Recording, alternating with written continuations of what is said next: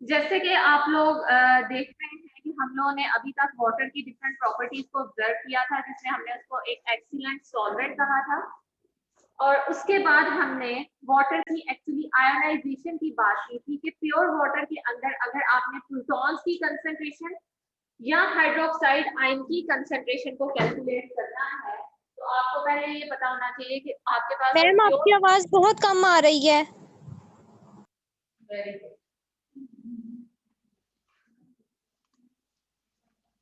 बच्चों आप देखते रहिए,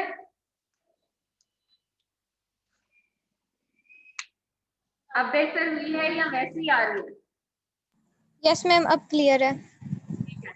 तो प्योर प्योर वाटर के केस में हम लोग डिस्कस कर रहे थे कि हमारे पास एक जो प्रोडक्ट है आयंस का, यानी आपके पास जो वाटर के अंदर दो डिफरेंट आयंस हैं, जिसमें एक तरफ यू है कंसंट्रेशन ऑफ द प्रोटॉन्स और दूसरी तरफ आपके पास है कंसंट्रेशन ऑफ हाइड्रोक्साइड आयन। इन दोनों आयंस का अगर आप प्रोडक्ट लेते हो तो ये जो वैल्यू आपके पास आएगी, जिस वैल्यू के लिए कांस्टेंट, और इस कांस्टेंट को हम कहते हैं कि this is actually ionic product of water. ये वो पॉइंट था जिससे हमने लास्ट लेक्चर को एंड किया था। आज एक्चुअली हम इसी पॉइंट को थोड़ा सा इलेबोरेट करेंगे, और हम जो है वो फर्स्ट ऑफ ऑल पीएच के कॉन्सेप्ट को देखेंगे, और उसके बाद पीएच के कॉन्सेप्ट को लेके हम लोग आगे जो है वो कैलकुलेशन देखेंगे कि वीक एसिड्स की जो एसिडिक स्ट्रेंथ है वो एक्चुअली किस चीज के ऊपर बेस करती है। वीक और स्ट्रॉन्ग एसिड्स का जिक्र हुआ था? अभी नहीं हुआ, ठीक है। आप लोगों का असल में एक लेक्चर स्किप हुआ था ना, इस वजह से आप लोगों से भी वीक और स्ट्रॉन्ग एसिड्स का जिक्र नहीं हो सका। ओके बच्चों, सो फर्स्ट ऑफ ऑल तो आपने ये देखना है कि किसी भी सोल्यूशन के अंदर अगर आप हाइड्रोजन आयन की कंसंट्रेशन की बात करते हो, कि आप ये देखना चाहते हो कि इस पर्टिकुलर सोल्यूशन में कितने हाइड्रोजन आयंस अवेलेबल हैं, तो उसके लिए आपके पास एक एक्सप्रेशन है जिसे आप कहते हैं कि pH of a solution is actually a mathematical way जिसके थ्रू आप उस सॉल्यूशन के अंदर हाइड्रोजन आयन कंसंट्रेशन को कैलकुलेट कर सकते हैं।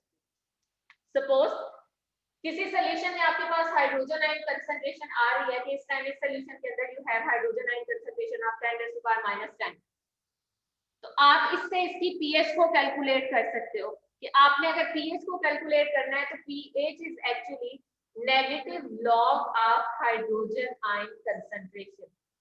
और नेगेटिव लॉग हम किस लिए ले रहे हैं, बिकॉज जैसे हम लोगों ने आयनिक प्रोडक्ट की बात की थी कि आयनिक प्रोडक्ट हमारे पास एक फिक्स वैल्यू है, और उसकी जो हमारे पास वैल्यू है वो 1.0 × 10⁻⁻14 आती है। इसी तरह से किसी भी एक्वस मीडियम के अंदर जो प्रोटॉन की कंसंट्रेशन है वो नेगेटिव पार्ट्स में आती है, और इनको कैलकुलेशंस में यूज करना, अगर सिंपल ये मेरे पास 1 × 10⁻⁻18 या 1 × 10⁻10 है, इसको तो डील करना ठीक है, आसान है, लेकिन अगर आपने मल्टीपल स्पीशीज को यूज करना है कैलकुलेशंस में, आगे आप हेंडरसन इक्वेशन में देखोगे, तो नेगेटिव पार्ट्स को यूज करना थोड़ा सा मुश्किल होता है, एरर के चांसेस ज्यादा होते हैं। सो इस एक्सप्रेशन को हम होल नंबर में कन्वर्ट कर सकते हैं, और होल नंबर में किस तरह से कन्वर्ट करेंगे, आप इसका नेगेटिव लॉग ले लोगे। लाइक जब आप इसका नेगेटिव लॉग लोगे तो आपके पास इसका आंसर आएगा 10। सो आपने एक जो थोड़ा सा कैलकुलेशन में यूज होने वाला थोड़ा प्रॉब्लमेटिक एक्सप्रेशन था, उसको होल नंबर में कन्वर्ट कर दिया, जिसको आप इजीली कैलकुलेशंस में यूज कर सकते हो। इसको आप ऐड कर सकते हो, सब्ट्रैक्ट कर सकते हो, मल्टीप्लाई कर सकते हो, डिवाइड कर सकते हो, डिपेंडिंग अपॉन कि आपने सॉल्यूशन की कौन सी जी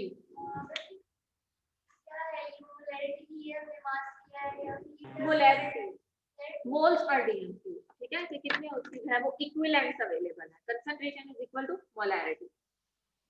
ओके, अब लास्ट लेक्चर में मैंने एक पॉइंट रेज किया था कि किसी भी सॉल्यूशन के अंदर जो H पॉजिटिव और OH नेगेटिव आयन की कंसंट्रेशन है, हमेशा उनका जो प्रोडक्ट है वो एक कांस्टेंट वैल्यू के इक्वल आता है। इट मींस कि अगर किसी सॉल्यूशन के अंदर आपको H पॉजिटिव आयन की कंसंट्रेशन गिवन है, तो आप OH नेगेटिव आयन की कंसंट्रेशन कैलकुलेट कर सकते हो, बिकॉज इन दोनों का प्रोडक्ट हमेशा किसके इक्वल आना है, 1 × 10⁻⁻14 के, ठीक है। तो अगर आपके पास इस टाइम पे इस सॉल्यूशन के लिए H positive ion concentration available है, यानी उसकी pH अवेलेबल है, तो आप उस सॉल्यूशन में हाइड्रोक्साइड आयन की कंसंट्रेशन या उस सॉल्यूशन की POH वैल्यू को कैलकुलेट कर सकते हो, बिकॉज यू नो कि इन दोनों केसेस में आपके पास इन दोनों कंसंट्रेशन का जो प्रोडक्ट है वो कभी भी इस कांस्टेंट को क्रॉस नहीं कर सकता। Is it clear? ठीक है, तभी हम कहते हैं ना कि हमारे पास सम ऑफ पीएच प्लस पीओएच हमेशा जो है वो 14 के इक्वल आता है, और 14 को हम कहते हैं कि this is the value of पीकेडब्ल्यू minus log of ionic product. जिस तरह से आपने पीएच में minus log of hydrogen ion concentration लिया है, पीओएच में आप माइनस लॉग लेते हो हाइड्रोक्साइड आयन कंसंट्रेशन का, उसी तरह से अगर आप इस आयनिक प्रोडक्ट या केडब्ल्यू का नेगेटिव लॉग लोगे तो ये वैल्यू आपके पास आ जाएगी पीकेडब्ल्यू, which means the negative log of ionic product of water. Is it clear? Okay. So pH की बेस पे, pH स्केल पे हम लोग सॉल्यूशंस को जो है वो क्लासिफाई कर सकते हैं। pH की बेस पे हम सॉल्यूशंस को जो है वो 3 कैटेगरीज में डिवाइड करते हैं। वी हैव सम सॉल्यूशंस जिनकी नेचर एसिडिक है। क्यों एसिडिक है? बिकॉज उनमें हाइड्रोजन आयन की कंसंट्रेशन हाइड्रोक्साइड आयन की कंसंट्रेशन के मुकाबले में क्या होती है? ज्यादा होती है। ठीक है, कांस्टेंट वैल्यू तो रहेगी 1 × 10⁻⁻14, लेकिन इस कांस्टेंट में ज्यादा कंट्रीब्यूशन किसकी है? H पॉजिटिव आयंस की, और OH नेगेटिव आयंस की कंट्रीब्यूशन क्या है? कम है। और हम ये भी जानते हैं कि हमारे पास अगर हमने इस कंसंट्रेशन का नेगेटिव लॉग लेना है तो उसके बाद जो रिलेशनशिप है वो इनवर्स हो जाता है, यानी जिस सॉल्यूशन के अंदर हाइड्रोजन आयन की कंसंट्रेशन ज्यादा होगी उसकी पीएच लो होगी। सो आप जितने भी लो पीएच वाले सॉल्यूशंस हैं उनमें कहोगे कि हाइड्रोजन आयन कंसंट्रेशन ज्यादा है, उसकी पीएच कम है, और उस केस में उसमें जो ज्यादा प्रीडोमिनेंट नेचर है वो एसिडिक नेचर है। दैट्स व्हाई आप उसे कहेंगे कि पीएच स्केल में इनको आप बिल्कुल इस पोजीशन के ऊपर लो पीएच वाली जो पोजीशन है वो एसिडिक सॉल्यूशंस को असाइन करोगे। Let's move toward another point, और इसमें हम एसिड की डेफिनेशन देखते हैं और फिर हम देखते हैं कि why some acids are called as strong acids और कुछ एसिड्स को वीक एसिड्स कहा जाता है, और ये कॉन्सेप्ट आगे आप लोगों को बफर को अंडरस्टैंड करने में हेल्प करेगा। जी बच्चों, एसिड क्या होता है?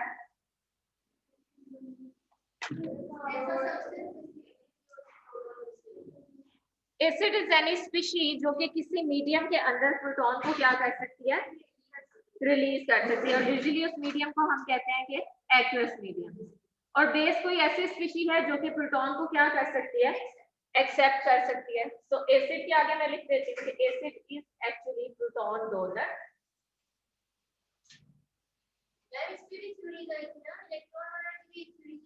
बिल्कुल, लेकिन हम यहाँ पे जो है वो प्रोटॉन के हवाले से ही बात करेंगे। ठीक है, और बेस इज अ स्पीशीज जो कि प्रोटॉन को क्या करती है?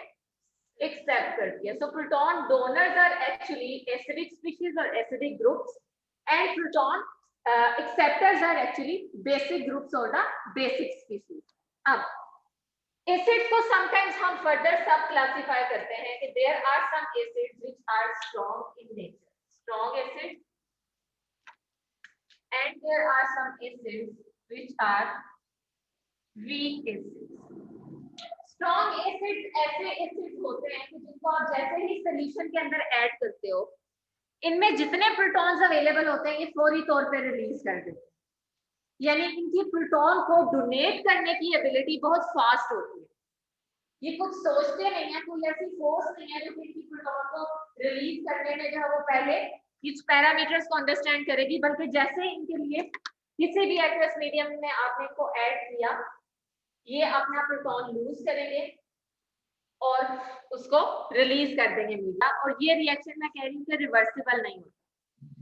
दूसरी तरफ है आपके पास वीक एसिड। वीक एसिड में हमारे पास एग्जांपल आ जाती है एसिडिक एसिड की, और इस केस में होता क्या है कि जब ये एसिडिक एसिड किसी एक्वस मीडियम के अंदर अपना प्रोटॉन रिलीज करता है तो प्रोटॉन रिलीज करने के साथ साथ ये एक कॉन्जुगेट बेस भी प्रोड्यूस करता है, यानी इटसेल्फ ये एसिड था, एसिड की डिसोसिएशन हुई, एसिड ने प्रोटॉन को रिलीज किया और उसके साथ इसने कॉन्जुगेट बेस को भी प्रोड्यूस कर दिया। अब चूंकि ये बेस है, इसका मतलब है ये मीडियम से दोबारा प्रोटॉन को एक्सेप्ट कर सकता है, because bases are the groups which have the ability कि वो प्रोटॉन एक्सेप्ट कर सकते हैं। इट मींस कि ये केमिकल रिएक्शन रिवर्स भी हो सकती है।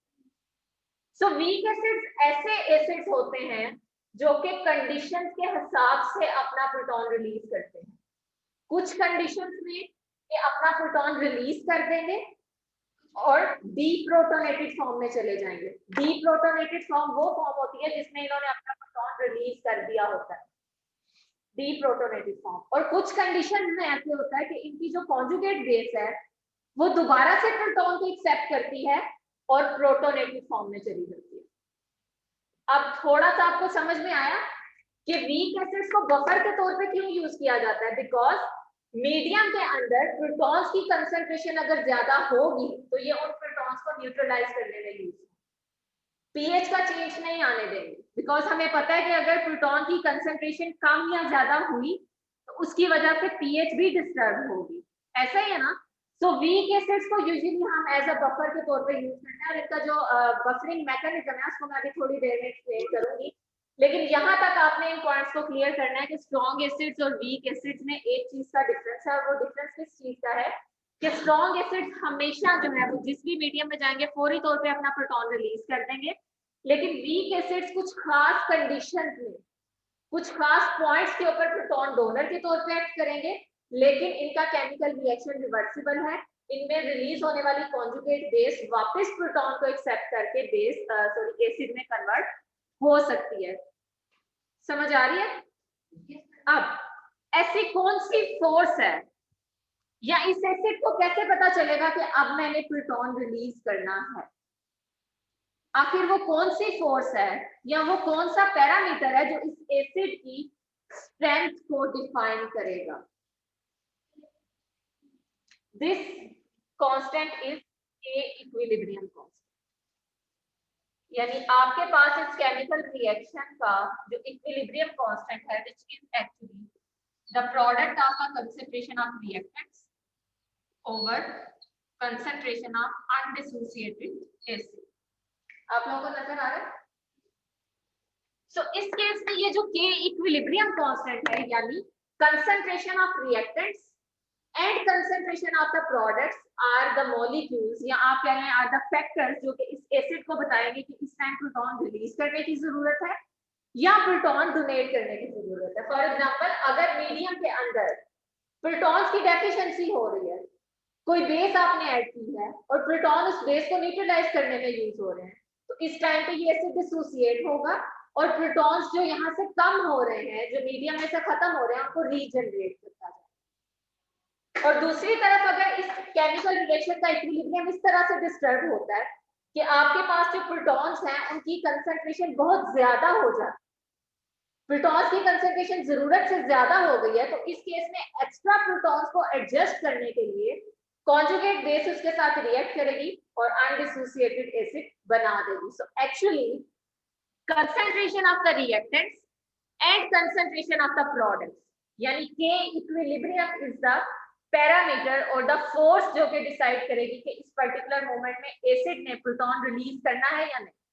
ठीक है? और चूंकि इस कांस्टेंट की बेस पे एसिड की स्ट्रेंथ डिपेंड करती है, तो इस K equilibrium को समटाइम Ka भी कहा जाता है, which is equal to the acid dissociation constant। Because ये जो कांस्टेंट है K इक्विलिब्रियम कांस्टेंट, ये एक एसिड डिसोसिएशन रिएक्शन का कांस्टेंट है। ये एसिड डिसोसिएशन रिएक्शन है ना, इसको अगर मैं थोड़ा सा सिंपलेस्ट फॉर्म में लिखूं या जनरलाइज्ड फॉर्म में लिखूं तो एसिडिक एसिड की जगह हम कोई सा भी वीक एसिड लिख सकते हैं। फॉर एग्जांपल मैं कहती हूं कि there is a weak acid HA, और ये भी जो है जब हाइड्रोलाइज होता है एक प्रोटॉन प्रोड्यूस करता है प्लस एक कॉन्जुगेट बेस प्रोड्यूस करता है। तो इस केमिकल रिएक्शन का जो K इक्विलिब्रियम होगा वो होगा concentration of proton, concentration of conjugate base over concentration of undissociated acid, और इसको मैं रिप्लेस कर सकती हूँ with Ka। Ka is actually the parameter or the strength of acid dissociation constant, and this is equal to the ratio of the concentration of product over concentration of reactants। अब किसी chemical reaction में अगर K equilibrium की value ज्यादा आती है तो acid strong होगा, और अगर K इक्विलिब्रियम की वैल्यू लो आती है तो एसिड क्या होगा? वीक होगा। स्ट्रॉन्ग एसिड के मुकाबले में तो वो दोनों वीक हैं, लेकिन सपोज आपके पास एक तरफ एसिडिक एसिड है, दूसरी तरफ आपके पास फॉस्फोरिक एसिड है। ठीक है? दोनों एसिड्स को आपस में भी तो आपने कंपेयर करना है ना कि एसिटिक एसिड में से और फॉस्फोरिक एसिड में से ज्यादा स्ट्रॉन्ग कौन सा है। तो उस केस में आप क्या करते हैं, उनकी Ka वैल्यूज को कंपेयर करते हैं। जिस वीक एसिड की Ka वैल्यू ज्यादा होती है वो कंपैरेटिवली स्ट्रॉन्ग होता है, और जिस वीक एसिड की Ka वैल्यू लो होती है वो वीक होगा comparatively. It means there is a direct relationship between strength of an acid and acid dissociation constant. जितना एसिड डिसोसिएशन कांस्टेंट इंक्रीज करता जाएगा उतना एसिड क्या होता जाएगा, स्ट्रॉन्ग होता जाएगा। समझ आ गई? डायरेक्ट रिलेशनशिप है between acid dissociation constant Ka and strength of acid.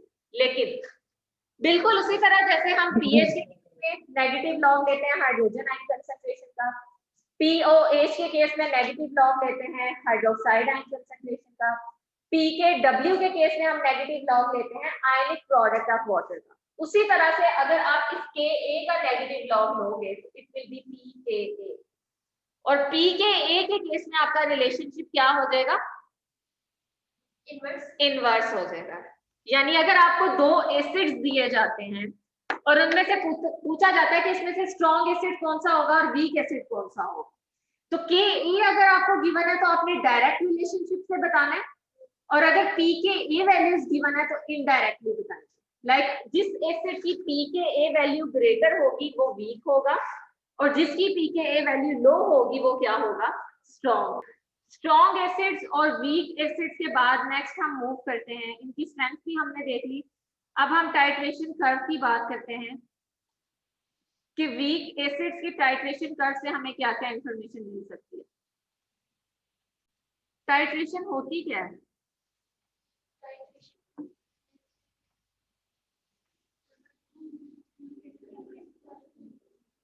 Titration क्या होती है, लैब में भी एक्सपेरिमेंट्स आप लोग कर रहे होंगे। इससे पहले एफएससी में भी हम लोग करके आते हैं कि हम लोग एक एसिड को बेस के अगेंस्ट टाइट्रेट करते हैं। तो टाइट्रेशन क्या होती है, कुछ थोड़ा सा बताएं। किस चीज को स्टैंडर्डाइज, ओके, किसी भी मीडियम में एसिड्स की कंसंट्रेशन को कैलकुलेट करने के लिए यहाँ पे मैं जो आप लोगों के सामने एक टाइट्रेशन कर्व डिस्कस करूंगी, इस टाइट्रेशन कर्व से हमने एक्चुअली ये चीज आइडेंटिफाई करनी है, या हमने ये पॉइंट्स पिन पॉइंट करने हैं कि वीक एसिड किस सोल्यूशन के अंदर, किस पीएच के अंदर अपना प्रोटॉन रिलीज करता है और किस पीएच पे वो प्रोटॉन रिलीज नहीं करेगा। तो इस टाइट्रेशन कर्व को आप लोगों ने ध्यान से समझना है, बिकॉज इस टाइट्रेशन कर्व को समझने के बाद यहाँ से जो कॉन्सेप्ट हम लोग निकालेंगे उनको हमने आगे अमाइनो एसिड्स की टाइट्रेशन पे अप्लाई करना है, बिकॉज अमाइनो एसिड्स में भी हमारे पास वीक एसिड और वीक बेसिक दोनों तरह के ग्रुप्स प्रेजेंट होते हैं। टाइट्रेशन को मैं बेसिक स्टार्ट करने लगी हूँ कि टाइट्रेशन में एक्चुअली हम लोग करते क्या है, एक ऐसा सोल्यूशन है जिस सोल्यूशन के अंदर सपोज आपके पास कोई वीक एसिड पड़ा हुआ है, आप उस वीक एसिड का बिहेवियर चेक करना चाह रहे हैं कि ये किस पीएच के ऊपर या किस कंडीशन के ऊपर प्रोटॉन डोनर के तौर पे एक्ट। और चूंकि हमने ये भी देखा है कि वीक एसिड्स के केस में जो है वो डुअल रिएक्शन होता है, आपके पास समटाइम्स जो कॉन्जुगेट बेस रिलीज होती है वो कॉन्जुगेट बेस भी प्रोटॉन को एक्सेप्ट करके तो वापस अपनी अनडिसोसिएटेड फॉर्म में जा सकती है। तो किस पीएच के ऊपर या किस कंडीशन के ऊपर एसिड डिसोसिएट होगा और किस कंडीशन या किस पीएच के ऊपर वो अपनी अनडिसोसिएटेड फॉर्म में प्रेजेंट होगा, इसको हमने देखा। टाइट्रेशन के केस में आप करते क्या हो कि आपके पास एक सोल्यूशन है जिसमें वीक एसिड पड़ा हुआ है, आप उस सोल्यूशन के अंदर हाइड्रोक्साइड आयंस की कंसंट्रेशन को ग्रेजुअली इंक्रीज करते हैं, यानी आप उस एसिड के सोल्यूशन में क्या चीज ऐड कर रहे हो, बेस ऐड कर रहे हो, और ये देखोगे कि क्या एसिड इस बेस के रिस्पॉन्स में प्रोटॉन रिलीज करता है या नहीं। होना तो चाहिए ना कि वो रिलीज करेगा, लेकिन वीक एसिड हमने ये भी पढ़ा कि हर कंडीशन में नहीं करते। सो हम अगर एक स्ट्रॉन्ग बेस को ले रहे हैं उसे वीक एसिड के सोल्यूशन में ऐड कर रहे हैं, तो हम उन पॉइंट्स को ट्रेस करेंगे जहां पर वो वीक एसिड प्रोटॉन को रिलीज करेगा, जिससे हमें ये पता चल जाएगा कि इस एसिड ने इन कंडीशंस के ऊपर as a proton donor act करना है, और जब ये कंडीशंस नहीं होंगी तो ये अपना प्रोटॉन रिलीज नहीं करेगा। समझ आ रहा है कि हमने देखना क्या है। तो एक तरफ आपके पास हाइड्रोक्साइड आयन की कंसंट्रेशन होगी और दूसरी तरफ पीएच में जो चेंज आएगा हम उसको देखेंगे, ठीक है। अगर हम किसी वीक एसिड के सोल्यूशन में हाइड्रोक्साइड आयंस की कंसंट्रेशन को ग्रेजुअली इंक्रीज करते हैं, फॉर एग्जांपल 0 से 0.1, 0.2, 0.3 और सो ऑन हम इंक्रीज करते जाते हैं, तो आपके ख्याल में ये हाइड्रोक्साइड आयंस फ्री फॉर्म में रहेंगे या ये प्रोटॉन्स को एक्सेप्ट करेंगे? प्रोटॉन को एक्सेप्ट करेंगे। आप अगर किसी सॉल्यूशन में OH नेगेटिव आयंस को ऐड करते हो, ये OH नेगेटिव आयन क्या करेंगे, उस सॉल्यूशन के अंदर जितने प्रोटॉन्स पड़े होंगे, अब सॉल्यूशन ये एक्वस सॉल्यूशन, एक्वस सॉल्यूशन का मतलब है कि इसमें वीक एसिड भी प्रेजेंट है, उसकी मैं फॉर्म लिख देती हूँ इस तरह से, वीक एसिड भी प्रेजेंट है और इसमें वाटर भी प्रेजेंट है,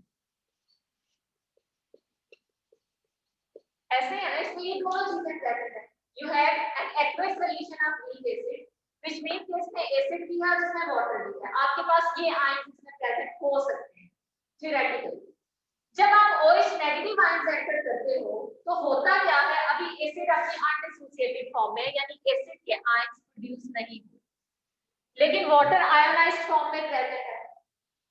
ये OH नेगेटिव आयंस जो आप यहां से ऐड कर रहे हो, ये जाके यहां से प्रोटॉन के साथ बाइंड करेंगे और आहिस्ता आहिस्ता क्या होगा कि आपके सॉल्यूशन में प्रोटॉन्स की कंसंट्रेशन क्या होना शुरू हो जाएगी, कम, व्हिच मींस कि पीएच क्या होना शुरू हो जाएगी, इंक्रीज। तो आप यहाँ से इस स्लाइड से ये चीज ऑब्जर्व कर सकते हैं कि जब आप किसी वीक एसिड के सॉल्यूशन में OH नेगेटिव आयंस को ऐड करते हैं, लाइक मुझे अगर स्लाइड्स भी शेयर करने दें तो मैं साथ साथ यहाँ से भी बताती जाती हूँ कि जैसे ही आपने इसमें OH नेगेटिव आयंस एंटर किए, तो जैसे मैंने अभी बोर्ड पे बताया कि OH नेगेटिव आयंस वाटर के प्रोटॉन्स को कंज्यूम करते जाएंगे, जिसका मतलब है कि सॉल्यूशन के अंदर प्रोटॉन्स की कंसंट्रेशन कम हो रही है, और अगर प्रोटॉन्स की कंसंट्रेशन कम हो रही है इट मींस कि सॉल्यूशन की पीएच क्या करती जा रही है, इंक्रीज करती जा रही है।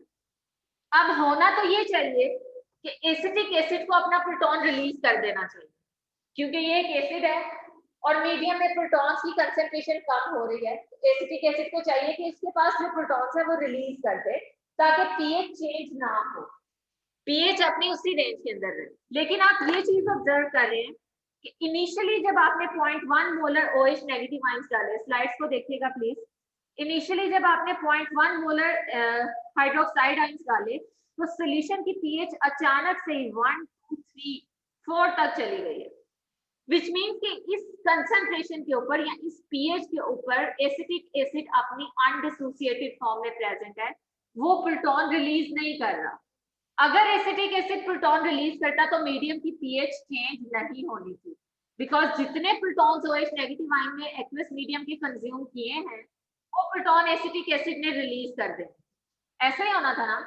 लेकिन यहाँ पे पीएच का जो ग्रेजुअल इंक्रीज है, जो रैपिड इंक्रीज है, वो हमें ये पॉइंट इंडिकेट कर रहा है कि एक्चुअली इस केस में या इस पर्टिकुलर कंडीशन में जो आपका वीक एसिड है वो अपनी प्रोटोनेटेड फॉर्म के अंदर प्रेजेंट है, वो अपने प्रोटॉन्स को रिलीज नहीं कर रहा। बिल्कुल pH 4 से थोड़ा सा आप लोग आगे जाए तो आप ये चीज ऑब्जर्व करेंगे कि पहले आपने सिर्फ 0.1 मोलर OH नेगेटिव आयंस को ऐड किया था और इस 0.1 मोलर की वजह से pH 1 2 3 4 यूनिट्स इंक्रीज की थी। अब pH का इंक्रीज हो तो रहा है लेकिन इंक्रीज इतना रैपिड नहीं है, लाइक आपने 0.2 डाले तो pH हार्डली 1 यूनिट इंक्रीज हुई, 0.3 डाले फिर भी 1 यूनिट हुई, 0.4 5 6 7 8 0.9 तक आपने OH नेगेटिव आयंस डाले हैं लेकिन pH में कोई खास डिफरेंस नहीं आया, वो 4 से 6 के दरमियान में, यानी इंक्रीज बेशक हुआ है लेकिन इतना रैपिड इंक्रीज नहीं है जितना स्टार्टिंग में। इसकी क्या रीजन है? इसकी ये रीजन है बिकॉज इस pH के ऊपर आपका जो एसिटिक एसिड है वो प्रोटॉन रिलीज करना शुरू हो गया। ये वो कंडीशन है, ये वो पॉइंट है जिसमें एसिटिक एसिड की दोनों फॉर्म्स प्रेजेंट है, इसकी प्रोटोनेटेड फॉर्म भी है, इसकी डीप्रोटोनेटेड फॉर्म भी है। यानी इस पर्टिकुलर मीडियम में जब आपकी pH 4 से इंक्रीज हुई है तो अचानक एसिटिक एसिड अपना प्रोटॉन रिलीज करना शुरू हो गया है और उसकी आधी अमाउंट अपनी प्रोटोनेटेड फॉर्म में है और बाकी आधी अमाउंट किस फॉर्म में है, डीप्रोटोनेटेड फॉर्म में। लेकिन जैसे ही pH 6 से मजीद इंक्रीज हुई है तो जितने का जितना एसिटिक एसिड था वो किस फॉर्म में चला गया, डीप्रोटोनेटेड फॉर्म में। इट मींस कि जितने एसिटिक एसिड के पास प्रोटॉन थे वो सारे के सारे आप जो हैं वो अपनी कॉन्जुगेट बेस में कन्वर्ट हो चुके हैं, वो रिलीज हो चुके हैं। तो इस डायग्राम को दोबारा से देखिएगा कि आपके पास अगर आप इस टाइट्रेशन कर्व को देखें तो ये टाइट्रेशन कर्व में एक्चुअली आप एक वीक एसिड का सोल्यूशन है और इस वीक एसिड के सोल्यूशन में आप OH नेगेटिव आयंस को ऐड कर रहे हो। इस वीक एसिड के सोल्यूशन में आपके पास एक्वस सोल्यूशन है, व्हिच मींस के वाटर के प्रोटॉन्स भी प्रेजेंट है। इनिशियली जब आप OH नेगेटिव आयंस की कंसंट्रेशन इंक्रीज करते हो तो बिकॉज OH नेगेटिव आयंस जो है वो फौरी तौर पे प्रोटॉन्स को कंज्यूम करेंगे and the source of these protons are water molecule. Water की जो आयोनाइजेशन के बाद प्रोटॉन्स प्रोड्यूस होंगे ये उनको कंज्यूम करेंगे, व्हिच मींस के सॉल्यूशन के अंदर, इस वीक एसिड के सॉल्यूशन के अंदर प्रोटॉन की कंसंट्रेशन ड्रॉप होना शुरू हो गई। जैसे जैसे प्रोटॉन की कंसंट्रेशन ड्रॉप हो रही है, हमें कैसे पता चल रहा है? सॉल्यूशन की पीएच इंक्रीज होती जा रही है। सो इनिशियली आपके पास 0.1 मोलर आपने यहाँ पे OH नेगेटिव आयंस ऐड किए और उसकी वजह से पीएच 0 से 1, 2, 3 और 4 तक चली, यानी there was a rapid increase in pH, या इनडायरेक्टली आप ये कह लें कि rapid consumption of protons from the aqueous medium. अब अगर यहाँ पे पीएच इतनी ज्यादा इंक्रीज हो रही है तो वी कैन कंक्लूड कि इस केस में एसिड अपने प्रोटॉन्स को रिलीज नहीं कर रहा, बिकॉज अगर एसिड अपने प्रोटॉन को रिलीज करता तो जो प्रोटॉन्स OH नेगेटिव आयन में कंज्यूम किए हैं उनकी रिप्लेसमेंट में प्रोटॉन्स आ जाने थे और पीएच में इतना इंक्रीज नहीं होना था। सो यहाँ पे ये रैपिड इंक्रीज हमें ये पॉइंट बता रहा है कि आपके एक्वस मीडियम के अंदर एसिड अपनी प्रोटोनेटेड फॉर्म के अंदर प्रेजेंट है, यानी वो प्रोटॉन को रिलीज नहीं कर रहा। वाटर के प्रोटॉन्स हैं बच्चे, मैंने इसीलिए ये इक्वेशन ड्रॉ की है कि ये एक्वस मीडियम है। हम यही कहते हैं ना कि एसिड एक्वस मीडियम में प्रोटॉन को रिलीज करते हैं। सो एक्वस मीडियम से प्रोटॉन को कंज्यूम कर रहे हैं लेकिन एसिड अपने प्रोटॉन रिलीज नहीं कर रहा, ठीक है।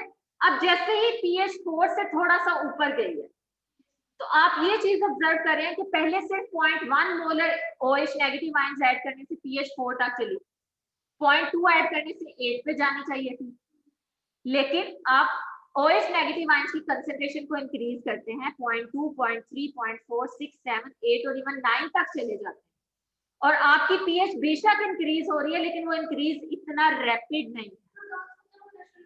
इस केस में आपके जो वाटर के प्रोटॉन्स हैं वो कम होना शुरू हो गए हैं और उसकी कंपनसेशन में एसिड ने अपने प्रोटॉन्स क्या करना शुरू कर दिए? रिलीज करना शुरू कर दिए, व्हिच मीन कि जैसे जैसे प्रोटॉन्स जो है वो अब रिलीज हो रहे हैं तो सिस्टम की पीएच में इतना चेंज नहीं आ रहा। थोड़ा बहुत जो चेंज आ रहा है वो इस वजह से आ रहा है बिकॉज इनिशियली प्रोटॉन्स कंज्यूम हो चुके हैं, लेकिन अब जो प्रोटॉन की कंसंट्रेशन है उसको मेंटेन करने के लिए एसिटिक एसिड अपने प्रोटॉन रिलीज करना शुरू हो गया। ये वो पॉइंट है जहां पे एसिटिक एसिड की हाइड्रोलिसिस स्टार्ट हो गई है, वो अपनी प्रोटोनेटेड और डीप्रोटोनेटेड दोनों फॉर्म्स के अंदर प्रेजेंट होता है, दोनों फॉर्म्स के अंदर प्रेजेंट होता है और यूजुअली ये कहा जाता है कि इस केस में इन दोनों की इक्वल कंसंट्रेशन प्रेजेंट होती है, यानी यहाँ पे इक्विलिब्रियम बन जाता है। जितना एसिटिक एसिड प्रोटोनेटेड फॉर्म में है उतना ही डीप्रोटोनेटेड भी होगा, लेकिन इससे पहले सारे का सारा किस फॉर्म में था?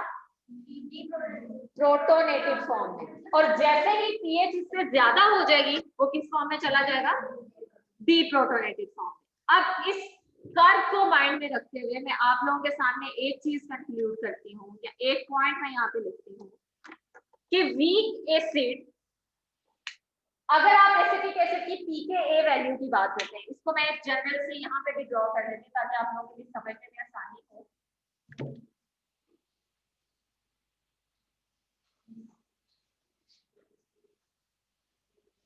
6 बज गए हैं, फटाफट लेक्चर खत्म।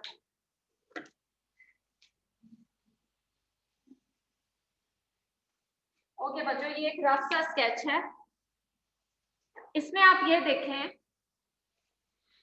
कि आपका जो एसिटिक एसिड है पीएच 4 तक की रेंज में वो किस फॉर्म में था? प्रोटोनेटेड फॉर्म में। पीएच 4 से लेके 6 तक की रेंज में इक्विमोलर कंसंट्रेशन थी कि जितना एसिड प्रोटोनेटेड फॉर्म में है उतना ही एसिड डीप्रोटोनेटेड फॉर्म में, और जैसे ही पीएच 6 से क्रॉस करेगी तो उस केस में आपका सारे का सारा एसिड किस फॉर्म में चला जाएगा? डीप्रोटोनेटेड फॉर्म में चला जाएगा। इट मींस कि एक्चुअली सॉल्यूशन की पीएच एसिड के बिहेवियर को कंट्रोल कर रही है। There is a relationship between pH of solution and pKa value of acid. अभी थोड़ी देर पहले हमने ये कहा है ना कि एसिड में प्रोटॉन रिलीज करना है या उसने कंज्यूम करना है, इसको कंट्रोल करने के लिए एक फैक्टर है and the name of this factor is pKa value. और यहाँ पे हम ये देख रहे हैं कि there is a relationship between pKa and pH, because किसी खास pH के ऊपर एसिटिक एसिड प्रोटोनेटेड फॉर्म में है और किसी खास pH के ऊपर एसिटिक एसिड डीप्रोटोनेटेड फॉर्म में है और किसी pH के ऊपर इन दोनों की equal concentration. So there is a specific relationship between the pH of a solution and pKa value of acid। अब उस रिलेशनशिप को थोड़ा सा हम देख लेते हैं और ये आपको आगे बहुत सारी चीजों में हेल्प आउट करेगा। अगर किसी इस एसिटिक एसिड की pKa वैल्यू में आप लोगों को बताऊं तो इसकी pKa वैल्यू है 4.76। एक मिनट बच्चे, इसकी pKa वैल्यू कितनी है?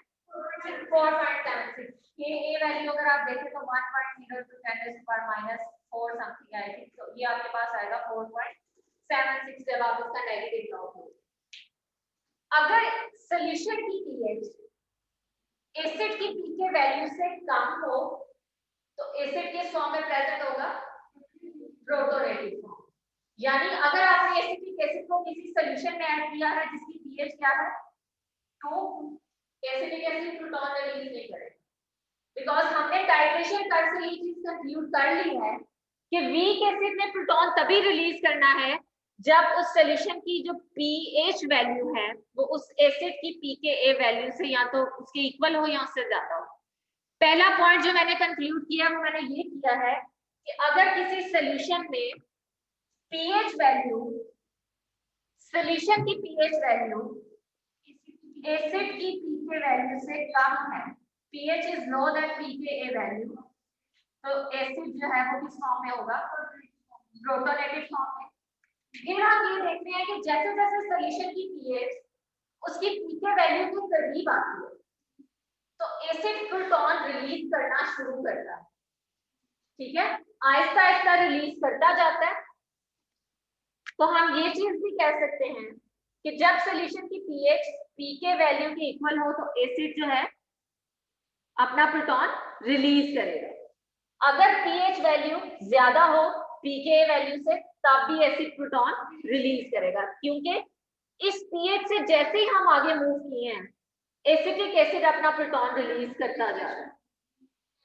तो वीक एसिड हमेशा अपना प्रोटॉन तब रिलीज करेंगे जब सॉल्यूशन की pH उसकी pK वैल्यू के या तो बराबर है या उससे ज्यादा है।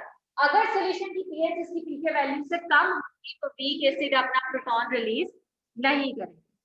उसके अलावा एक और चीज आपने याद रखनी है कि जब किसी सॉल्यूशन की pH pK वैल्यू के इक्वल हो जाती है, इस केस में प्रोटॉन डोनर और प्रोटॉन एक्सेप्टर की कंसंट्रेशन भी इक्वल हो जाती है, इक्विलिब्रियम एस्टैब्लिश हो जाता है। यानी जब सॉल्यूशन की pH और एसिड की pKa वैल्यू एक दूसरे के इक्वल होगी या एक दूसरे को अप्रोच करेगी तो इस केस में एसिड दोनों फॉर्म्स में एग्जिस्ट करेगा।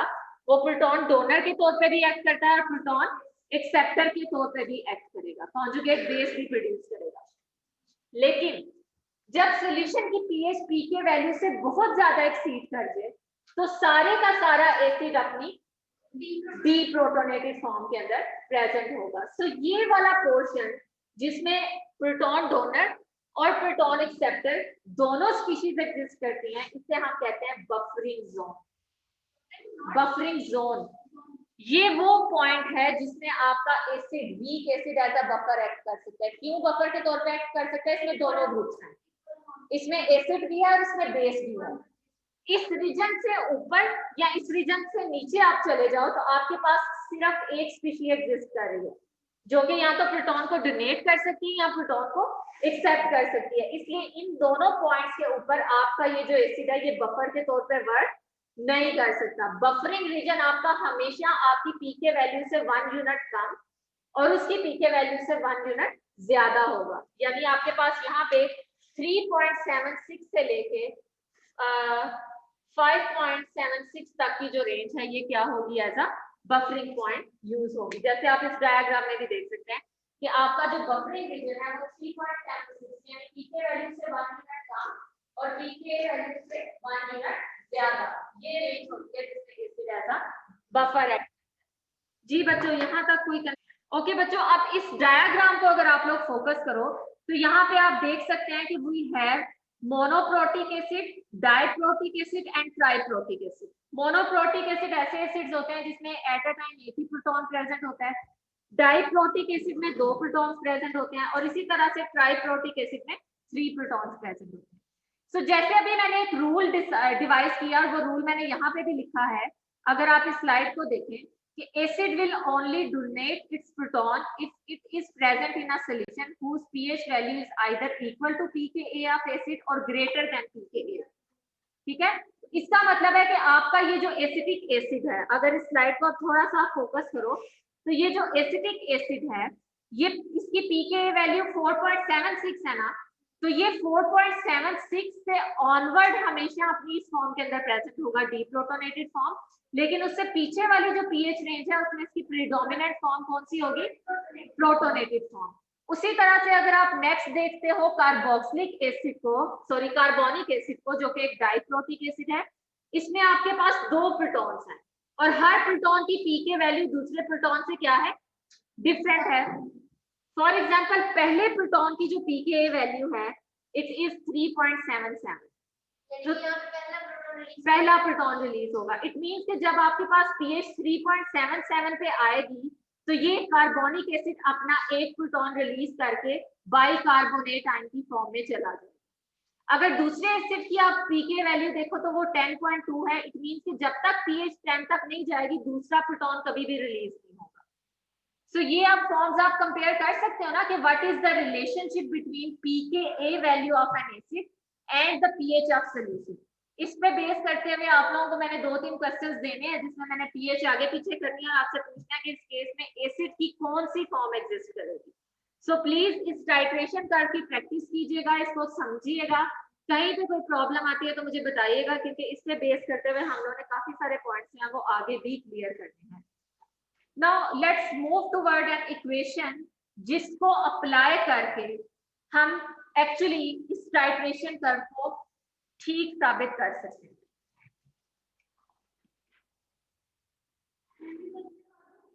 करवा दें।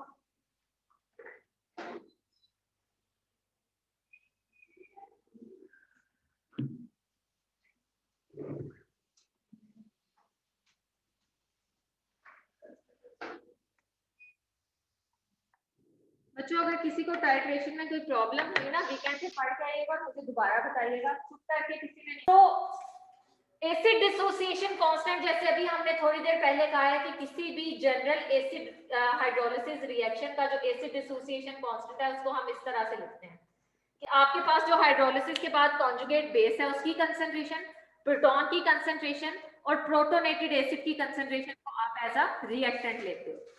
इसको हम एक इक्वेशन में कन्वर्ट कर सकते हैं जिस इक्वेशन के थ्रू एक्चुअली हम पीएच और पीके के दरमियान रिलेशनशिप डेवलप कर सकते हैं। लाइक अगर आप पीएच और पीके के दरमियान रिलेशनशिप डेवलप करना चाहते हैं तो आप यहाँ पे इक्वल की एक साइड पे जो है वो हाइड्रोजन आयन कंसंट्रेशन को ले और एक तरफ पीके को ले। सो अगर मैं इस इक्वेशन को थोड़ा सा रीअरेंज करती हूँ क्रॉस मल्टीप्लिकेशन के थ्रू, तो हम इसको इस तरह से लिख सकते हैं कि Ka into concentration of protonated acid is equal to concentration of proton and concentration of conjugate base। अगर हम pH और pKa के दरमियान रिलेशनशिप डेवलप करना चाहते हैं तो मुझे इस तरह सिर्फ प्रोटॉन कंसंट्रेशन चाहिए, तो हम क्या करेंगे, यहाँ पे जो कॉन्जुगेट बेस है इसको डिवाइड कर देंगे और आपके पास ये एक्सप्रेशन इस तरह से आ जाएगी कि concentration of protons is equal to product of concentration of protonated acid and its acid dissociation constant divided by conjugate base। Clear हो गया? अब जैसे हम इससे पहले करते रहे हैं, क्योंकि कंसंट्रेशन जब हमारे पास आएंगी तो वो नेगेटिव एक्सप्रेशंस के साथ आएंगी, तो हम इसका नेगेटिव लॉग ले लेते हैं। ठीक है, यानी आप इस तरफ क्या करो,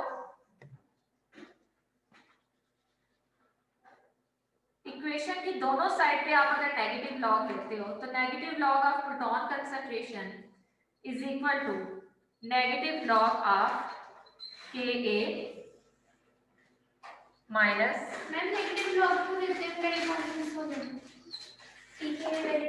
नेगेटिव लॉग हम इसलिए लेते हैं क्योंकि आपके पास जो फाइनल कंसंट्रेशंस की एक्सप्रेशंस आते हैं वो नेगेटिव उसमें होते हैं ना, पार्ट्स में 10⁻⁻⁷, -7, -8, -9, तो उसको होल नंबर में कन्वर्ट करने के लिए आप क्या करते हो, नेगेटिव लॉग लेते हो। और अगर इस इक्वेशन का आपने नेगेटिव लॉग लेना है तो वी ऑल नो कि हम जब एक तरफ एक नेगेटिव लॉग लेते हैं या एक तरफ किसी स्पीशी को डिवाइड या ऐड करते हैं तो हम दूसरी साइड पे भी वही चीज प्रैक्टिस करते हैं। तो इस केस में आपके पास जो नेगेटिव लॉग आएगा वो आपने दोनों साइड्स पे लेना है और एक तरफ आपके पास एक्सप्रेशन बन जाएगा pH, because negative log of proton concentration is equal to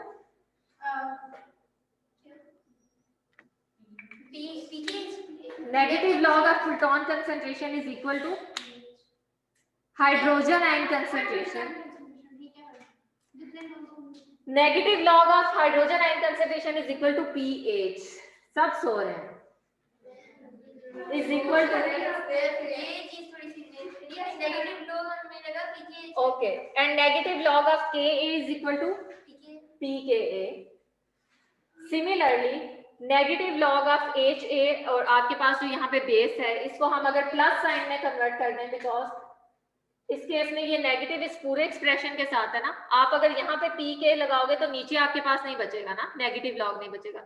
सो बजाय इसको आप एक एक्सप्रेशन के साथ लिखो, आप इसको प्लस में कन्वर्ट कर दो और अब जब आप लॉग माइनस को प्लस में कन्वर्ट करते हो तो आप यहाँ पे जो वैल्यूज होती है इनको क्या करते हो, इन्वर्ट कर देते हो, विच मीन्स कि आपके पास अगर यहाँ पे कॉन्जुगेट बेस पहले डाउनवर्ड थी तो after conversion of negative to positive आप इसको अपवर्ड ले होगे, सॉरी रेसिप्रोकल लेना है, और यहाँ पे जो आपके पास प्रोटोनेटेड एसिड था उसको आप डाउनवर्ड डायरेक्शन में लिखोगे। So this is the final expression of Henderson equation, जिसमें आप कहते हो कि आपने एसिड की जो कंसंट्रेशंस हैं, एसिड की कंसंट्रेशन, उससे प्रोड्यूस होने वाली कॉन्जुगेट बेस की कंसंट्रेशन, सॉल्यूशन की पीएच और पीके वैल्यू ऑफ एसिड के दरमियान एक मैथमेटिकल रिलेशनशिप डेवलप कर ली है। यानी अगर आप उस वीक एसिड की पीके वैल्यू आपको नोन है, आपको उस एसिड की कंसंट्रेशंस नोन है, तो आप ये निकाल सकते हैं कि वो किस पीएच के ऊपर अपना प्रोटॉन रिलीज करेगा। फॉर एग्जांपल अभी हमने एक चीज यहाँ पे देखी थी कि एक्चुअली जो मिड पॉइंट है, मिड पॉइंट के ऊपर या बफर पॉइंट के ऊपर आपकी जो प्रोटॉन डोनर और प्रोटॉन एक्सेप्टर्स हैं दोनों की कंसंट्रेशन इक्वल हो जाते हैं ना। अगर इस चीज को अप्लाई करते हैं और हम उसकी वैल्यू यहाँ पे लिखें तो हम कहेंगे कि अगर दोनों की कंसंट्रेशन इक्वल हो जाएंगी तो यहाँ पे आपके पास log 1 आएगा and answer of log 1 is equal to 0। ठीक है, सो अगर आप यहाँ पे pH is equal to pKa plus log 1 which is equal to 0, इसको अप्लाई करें तो आप ये चीज कंक्लूड करेंगे कि एक्चुअली यहाँ पे आपकी जो प्रोटॉन डोनर है और प्रोटॉन एक्सेप्टर की कंसंट्रेशन सेम थी, विच इज एन इंडिकेटर कि सॉल्यूशन की pH किसके इक्वल थी, pKa वैल्यू की। ठीक है, इट मींस कि आपके पास यहाँ पे इस कंडीशन के ऊपर आपका जो एक्चुअल वीक एसिड है वो प्रोटॉन डोनेट करने की एबिलिटी रखता है, क्योंकि अभी हमने ये रूल डिसाइड किया ना कि सॉल्यूशन जो है या वीक एसिड है वो उसी सॉल्यूशन के अंदर अपना प्रोटॉन रिलीज करेगा जिसकी पीएच उसकी पीके वैल्यू के इक्वल हो या उसकी पीके वैल्यू से ज्यादा हो। सो हमें समझ आ रही है कि यहाँ पे आपके पास दोनों चीजें equal, because pK value equal हो गई थी किसकी, पीएच वैल्यू की। अगर इसी तरह से मैं आपको किसी इनकी कंसंट्रेशन इक्वल है, विच मींस कि अगर यहाँ पे 13 है तो ये 1 आ जाएगा and log of 1 is equal to 0। ये मैंने इस डायग्राम को देखते हुए कहा है ना कि आपके पास मिड पॉइंट के ऊपर इन दोनों की कंसंट्रेशन इक्वल होती है। सो अगर उस पॉइंट को यहाँ पे अप्लाई करें तो आपके पास आंसर क्या आएगा, pH is equal to pK। It means कि हम ये कह सकते हैं कि अगर हमें किसी केमिकल रिएक्शन में इस डायग्राम इस स्लाइड को अगर आप फोकस करें तो हम ये कह सकते हैं कि हेंडरसन इक्वेशन की हमारे पास ये स्पेशलिटी है कि इसको यूज करते हुए हम किसी केमिकल रिएक्शन की pKa वैल्यू कैलकुलेट कर सकते हैं अगर हमें उसकी pH गिवन है और इसमें molar concentrations of proton donor and proton acceptors available है। दूसरी तरफ अगर हमें पीके वैल्यू गिवन है और मोलर कंसेंट्रेशंस गिवन है तो हम उसकी पीएच को कैलकुलेट कर सकते हैं। और अगर हमें पीएच और पीकेए वैल्यूज का पता है तो हम प्रोटॉन्स डोनर और प्रोटॉन एक्सेप्टर्स की कंसेंट्रेशंस को कैलकुलेट कर सकते हैं। सो अगर आपको कहा जाए कि एसिटिक एसिड एक इसकी पीके वैल्यू 4.76 है, ये कौन है? अगर आपसे कहा जाए कि एसिटिक एसिड एक ऐसा वीक एसिड है जिसकी पीके वैल्यू 4.76 है, तो ये किस पीएच के ऊपर एज अ बफर एक्ट करेगा? तो क्या आप बता सकते हैं? इससे ज्यादा इसके इक्वल या इससे ज्यादा। आप इस पीएच वैल्यू को लेंगे, पीके वैल्यू को लेंगे, कंसंट्रेशंस को लेंगे और आप पीएच कैलकुलेट करेंगे, ठीक है? और आप बताएंगे कि अगर तो उसकी पीएच जो है वो 4.76 या उससे ज्यादा आएगी तो आप कहेंगे कि इस पीएच के ऊपर वीक एसिड के ऊपर एक्ट